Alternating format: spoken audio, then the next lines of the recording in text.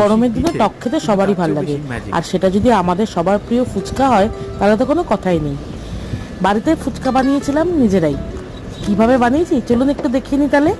আলু সেদ্ধ, বিট লবণ, ভাজা মশলা, ধনেপাতা, তেঁতুল জল, কাঁচা লঙ্কা, লেবু, পাতিলেবু এবং গন্ধরাজ লেবু উভয় নিয়ে এটা বানিয়েছিলাম। কিভাবে আলু মেখেছি, ওই যে যা যা বললাম সব পরিমাণ মতো দিয়ে ওটাকে ভালো করে মেখে নিয়েছি। ধনে পাতাটা দিতে অবশ্যই ভুলবেন না।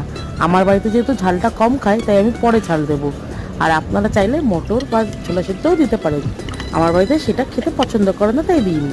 আর তারপর টক জল, লেবুর ঘন কাঠ, তার মধ্যে কিছুটা বরফ মিশিয়ে, ভাজা মশলা, বিট লবণ দিয়ে, নুন দিয়ে এটাকে তৈরি করেছি।